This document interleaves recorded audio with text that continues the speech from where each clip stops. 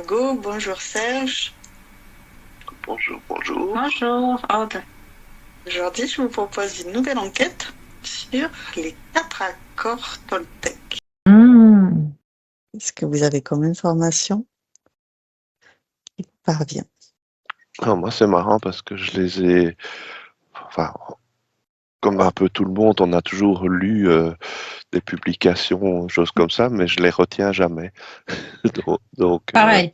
je peux pas dire j'en connais un ou non. Voilà, donc Alors, je te l'ai donné, ça va ça pas marche. être. Ouais. Mais déjà, la première impression qui te parvenait, quand je te parlais des 4 accords Toltec, est-ce que tu avais des ressentis? Ben, j'avais un ressenti de sagesse ancienne D'accord. euh, et en même temps de sagesse, mais de logique par rapport à la vie. Voilà, Et toi, Margot? Euh, Pareil, je vois une sorte de cercle où il y a une sorte de daube avec des plumes un peu indiens, où les gens qui font des petites formations autour de ces livres, autour de ces sagesses, etc. Donc, qui vont exprès dans dans des retraites pour en discuter, pour les euh, assimiler, etc. Ok. Alors, effectivement, il y a le premier accord, c'est que votre parole soit impeccable.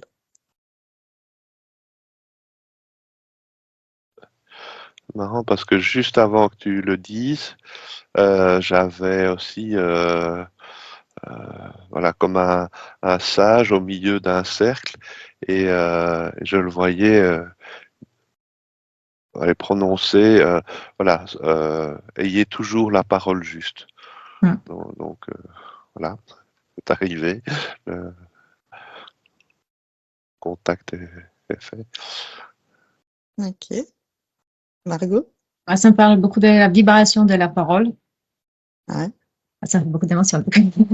La vibration de la parole et que, en fait, on est comme noyé dans une sorte de bavardage qui crée une sorte de chaos, confusion. Et réapprendre à avoir la parole juste, c'est comme, c'est pas juste, ça ne concerne pas que la parole, c'est comme si ça nous aidait à harmoniser l'énergie autour de nous. C'est comme si la vibration de la parole juste, elle réharmonisait nos relations et notre environnement Ouais. énergétique. Donc, c'est important. Oui. Et donc, on explique aussi que cet accord pousse à prendre conscience de la puissance de nos mots et à être attentif à la façon de les utiliser. Un peu comme si Ouais, la parole était une arme. ouais, C'est pas comme une arme, mais c'est comme si elle créait une sorte de matrice. C'est comme si elle était. En fait, les gens ne se rendent pas compte à quel point la parole est créatrice, à quel Mm. point dire quelque chose, exprimer, ça, en quelque sorte, ça aide à se matérialiser. Donc, si on parle de choses négatives, bah, ça aide aussi à se matérialiser. Donc, ça veut dire que Ouais. avoir cette parole juste, ça aide à harmoniser l'énergie autour de nous et faire Mm. attention à ça. C'est vraiment comme une sorte d'un art Oui. particulier, d'une sorte de justesse aussi. Et si tout le monde l'apprenait, c'est comme si l'énergie autour de nous, qui est assez chaotique actuellement, ce serait vraiment réharmonisé, équilibré. C'est assez incroyable de voir ça. Mm. Serge, tu voulais développer?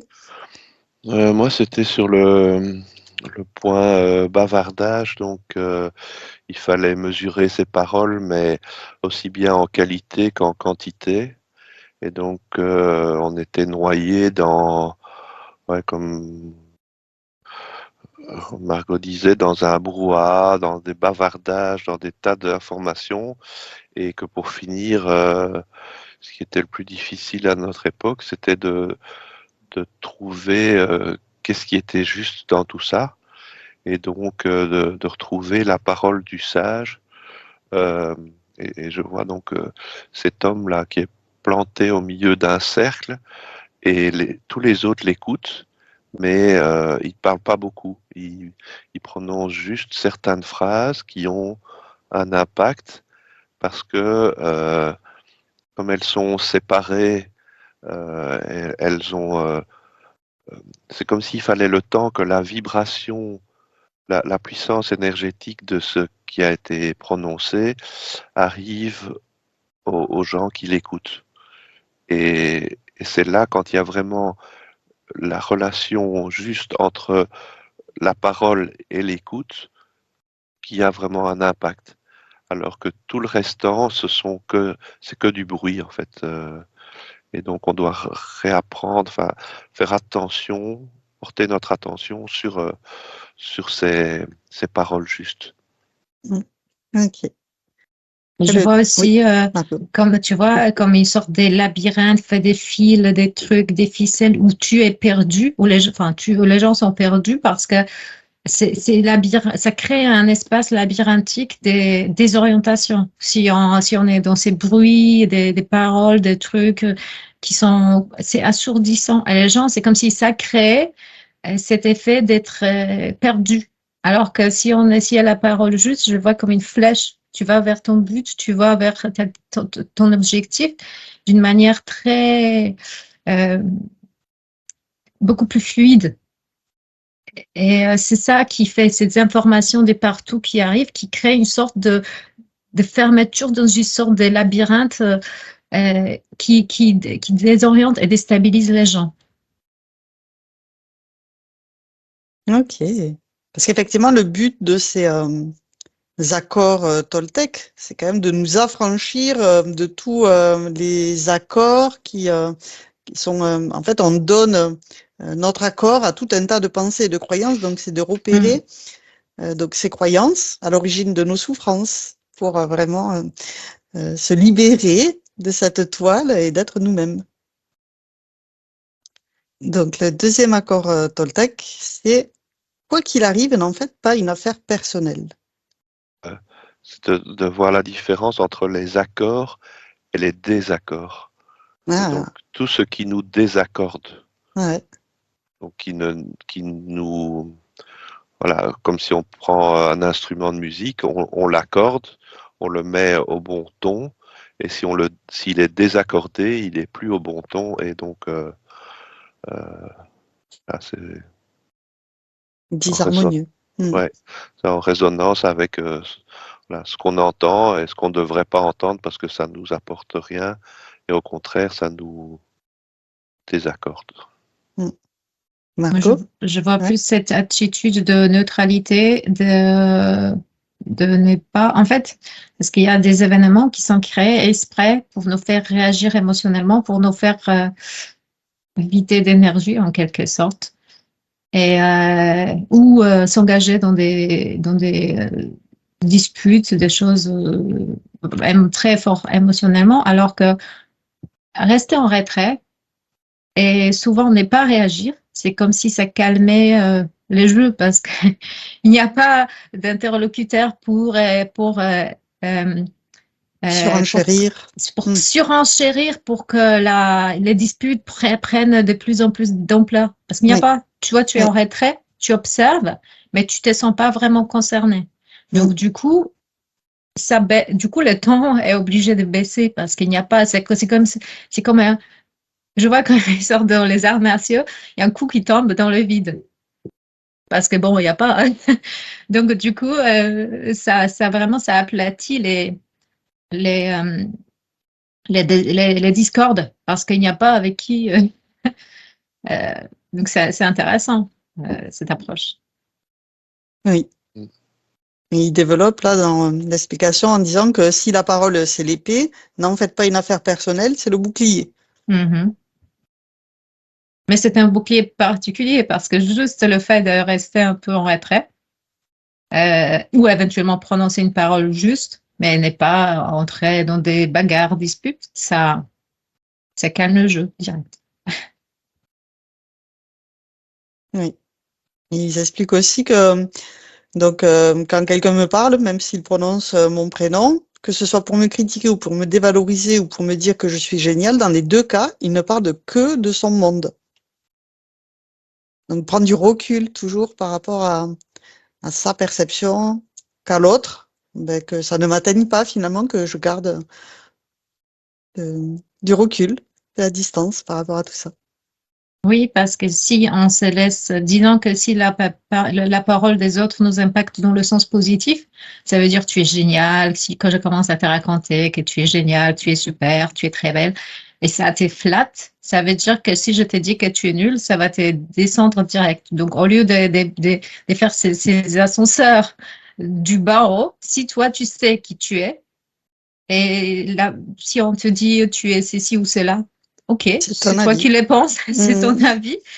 Mais du coup, ça te positionne au milieu ça te positionne dans une sorte de je suis et je sais qui je suis. Et ok, si tu aimes bien ce que je fais, ce que je suis, c'est super. Si tu n'aimes pas, bah c'est tant pis, mais ça ne change rien pour moi. Oui, Donc les gens qui se faut laissent pas en faire une facilement affaire personnelle. flatter, Ouais, c'est ça. ça veut dire que ce seront les gens aussi qui se laisseront facilement défoncer. Mmh. Ouais, moi, c'est marrant parce que j'avais cette image du bouclier et de l'épée et, euh, et en fait c'était de ne pas utiliser l'épée contre les autres, d'utiliser le bouclier pour se protéger de l'épée et des autres. Donc l'épée, ça peut être des mots. Une joute verbale. Mm. Voilà, et plutôt utiliser l'épée comme épée de souveraineté et de la Mm. planter Mm. Mm. devant soi et en se disant voilà je suis souverain et je je ne suis pas atteint par ce que les autres me disent et je suis protégé mais en même temps je suis ancré dans ma souveraineté avec Mmh. l'épée. Oui, Il faut l'utiliser euh, comme axe on va dire mais pas pour attaquer les autres. ok, super. Le troisième accord, c'est ne faites pas de suppositions. Je vois que c'est en lien avec beaucoup avec la peur et les malentendus. La peur parce que on suppose que il va arriver ceci ou il va arriver cela et du coup on a peur du futur. Donc on n'avance pas parce Mmh. que peut-être il y aura ceci et peut-être il va et peut-être que donc c'est comme si les suppositions. Et je vois aussi qu'on nous bombarde de suppositions. Oui, Mmh. il y aura ceci, il y aura cela, il va arriver, je sais pas quoi. Et en fait, ça nous bloque dans notre chemin vers le futur parce qu'on est comme, on est pris dans toutes ces angoisses. Qu'est-ce qui peut éventuellement arriver? Oh mon Dieu, et on se rétracte un peu. Je vois aussi que ça met dans la confusion parce que des fois, en faisant des suppositions, on résigne de quelque chose qui est important pour nous parce qu'on s'est dit, ah oui, mais peut-être que cette personne, elle m'a regardé comme ça, donc ça veut dire que... Et Oui, en fait, c'est son film. on s'explique pas.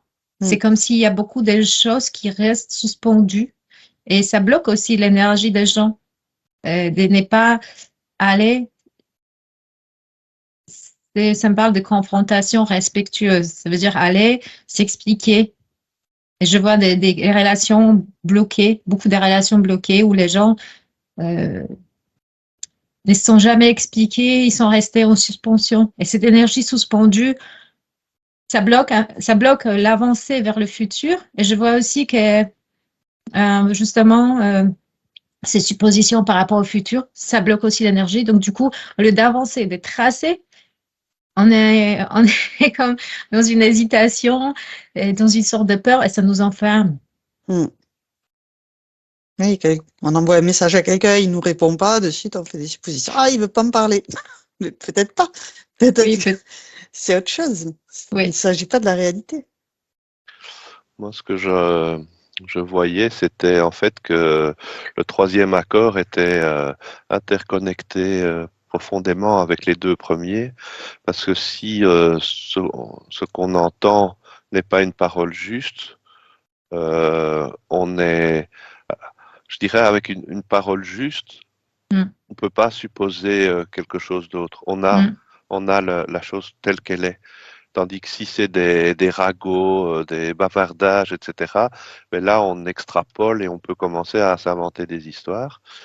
Et, aussi, si on reçoit des paroles blessantes, on va aussi les interpréter d'une autre manière. Donc, si on n'a pas une parole juste et on se sent, on prend ça pour soi, ben on commence à supposer des choses, alors que si on a notre souveraineté, ben on est inébranlable, on n'a pas besoin de supposer qu'on n'est peut-être pas si bien que ce qu'on pense, etc. Et donc la connexion entre les trois, c'est énergétiquement, tout circule entre ces trois accords et probablement avec le quatrième après. Le quatrième, c'est faites toujours de votre mieux. Voilà. Un regard bienveillant donc sur soi, de se préserver de l'épuisement, mais aussi de la procrastination. Tu fais de ton mieux, c'est OK. Faire de son mieux. Oui, c'est ce que a dit Serge, ça me fait penser à un livre de Vladimir Yankelevitch, philosophe, sur le malentendu. C'est exactement sur les malentendus créés par des quiproquos, des situations où on ne sait pas si on a bien compris le propos de certains, donc on commence à cogiter dessus. Et inspiré de poser la question, est-ce que c'est bien ça? Oui, est-ce que c'est bien ça? Est-ce que j'ai bien compris? Oui, exactement. Et on cogite, et ça nous aussi, ça nous bloque, ça nous fait tourner, on boucle sur une énergie qui devrait faire autre chose, en fait. Oui. Faire de son mieux, c'est aussi n'est pas vivre dans la culpabilité, dans le reproche, parce que j'ai fait ce que j'ai pu. J'ai pas pu faire plus, j'ai pas pu faire. J'ai pas fui une situation, je l'ai pas évité. Je suis allée au bout, j'ai fait ce que j'ai pu. Après, le reste, ça ne dépend pas de moi. Souvent, les gens entrent dans des culpabilités. Quelqu'un qui meurt, j'ai pas pu le sauver. Ben, je fais de mon mieux, j'ai assisté jusqu'au bout. Et puis, j'ai pas pu faire plus pour lui, c'est sa vie. Je ne suis pas responsable. Donc, de ne pas se prendre des responsabilités, sauvement, de faire sa part de choses. Ouais. Mais sans lâcheté. Ça veut dire sans essayer de détourner, de faire des magouiller, juste faire l'action juste dans la mesure du possible. OK. Donc, il y a un petit cinquième accord dans la liste qui est apparu par la suite. C'est soyez sceptique, mais apprenez à écouter.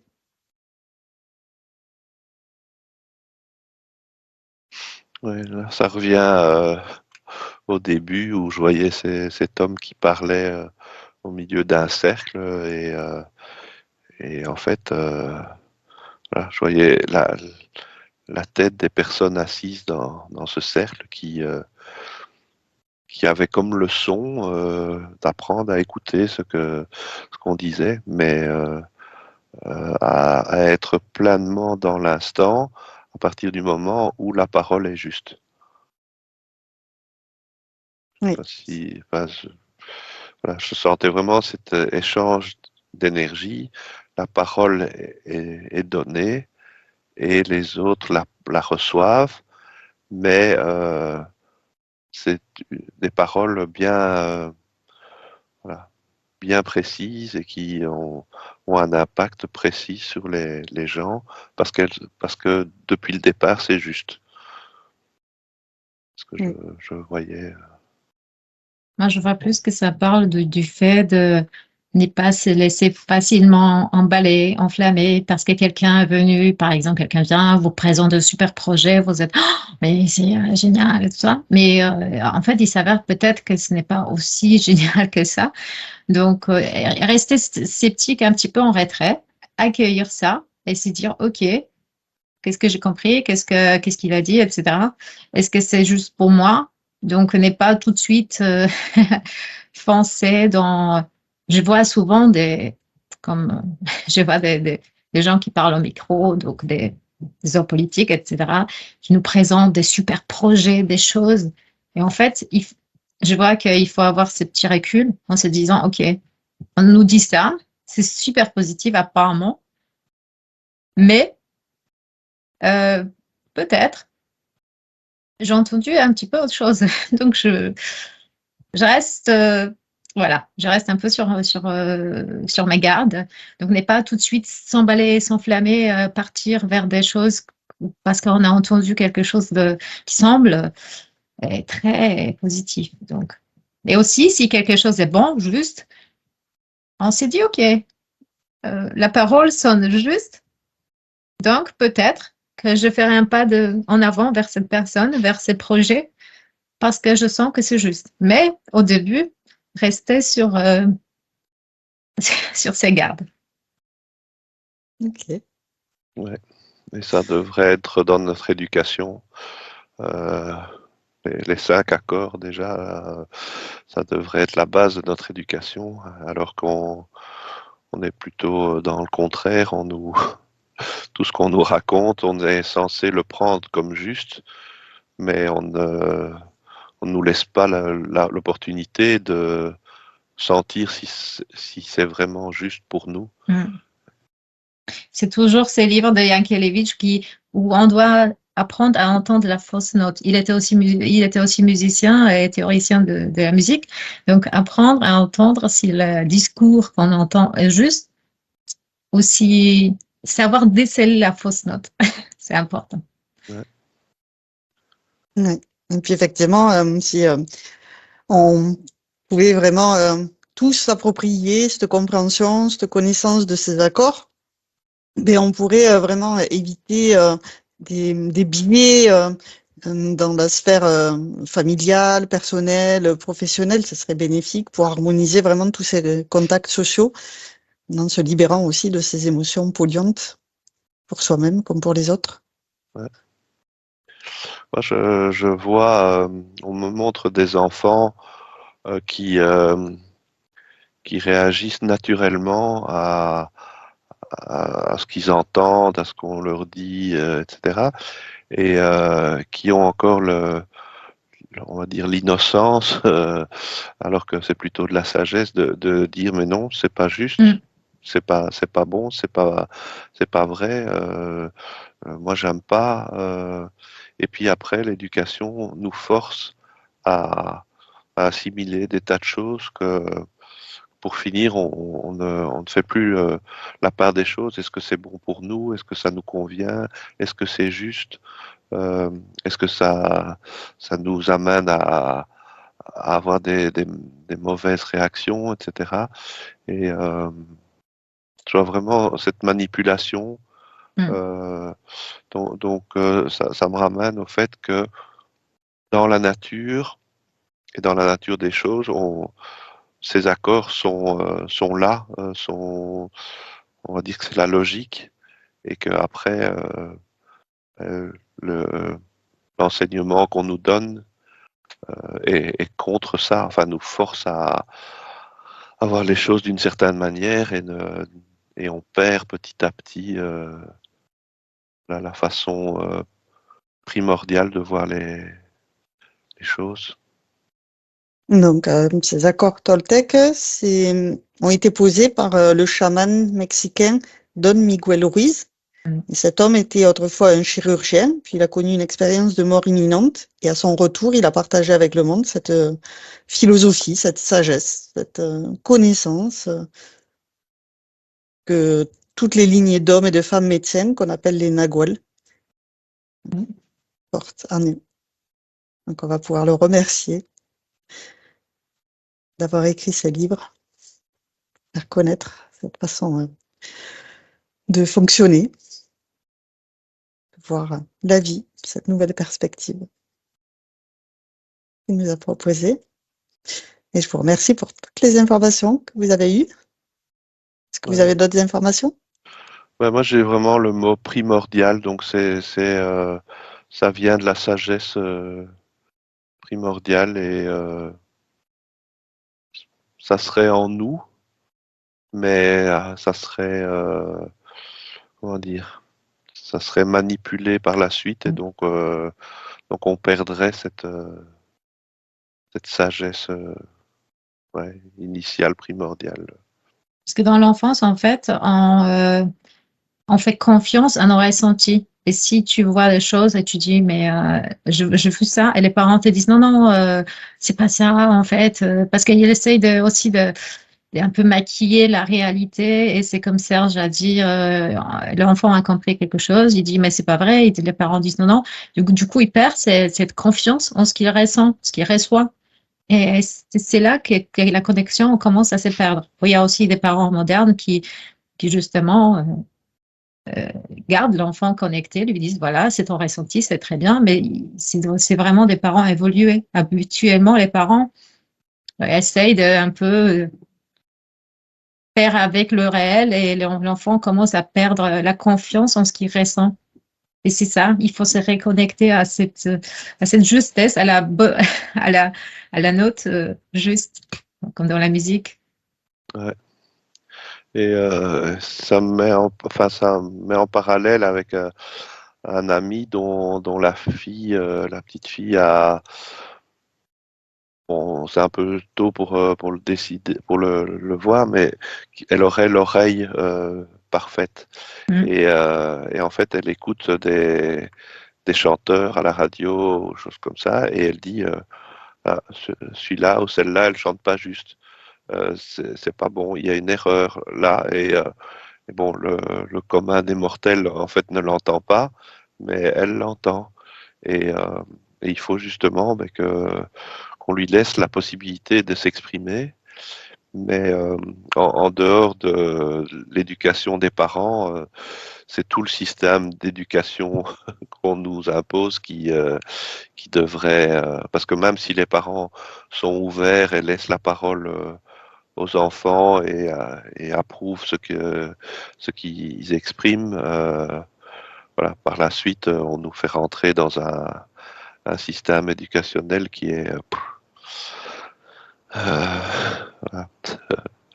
Comme tu disais tout à l'heure, Margot, le labyrinthe. On nous pousse dans un labyrinthe et puis essayer d'en sortir, mais il y en a très peu qui arrivent à. Il y en a beaucoup qui sont perdus pour toute leur vie dans le labyrinthe. Le labyrinthe des idées fausses, des paroles qui ne sont pas justes, etc. Des mensonges. Mm. Faire le tri entre ce qui est vrai et ce qui n'est pas. Oui, tout à fait. Ok. Ouais, et la dernière chose pour conclure, c'est que ces mensonges, en fait, si on avait pu garder ce côté primordial, comme les enfants, avec notre intuition, notre ressenti, de pouvoir dire, mais non, ça c'est pas vrai, eh ben on pourrait s'en sortir plus facilement de ce labyrinthe parce qu'on aurait une vision beaucoup plus juste de la voie à suivre. Oui. Super. Merci beaucoup pour toutes ces informations. Et Avec merci à plaisir. ceux qui l'ont regardé. Merci. Au revoir.